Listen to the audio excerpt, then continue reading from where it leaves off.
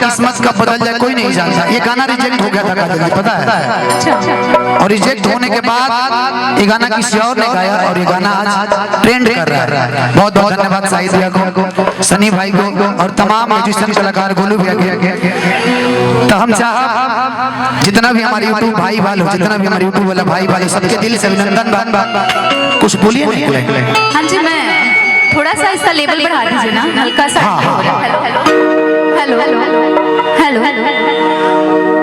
सबसे पहले तो सबके हम निजी से गुड़ छू के गोड़ लगाता है और हम स्टेज कर ही लेना, मतलब हमरा लागत है कि शायद हमरा 5 से 6 साल हो गए स्टेज कैला। छोड़ देले रहे और छोड़ देले ही बानी, पर विकास सर के चलते, क्योंकि हम चाहिए कि उनकर खुशी में हम शामिल होगी, ये वजह से हम स्टेज पे आए बानी। बाकी रउआ सब लोग के प्यार हमेशा मिलते रहेला, तो सब कोई सब कुछ गईले, लेकिन हम चाहिए ना कि सबके माँ खातिर एक गीत होके के चाहिए, काहे कि माई बाड़ी तो हमनी के बानी जाना तक की हो नहीं खे। ज्यादा बोले ना वेला, अगर कुछ ज्यादा बोल दे हो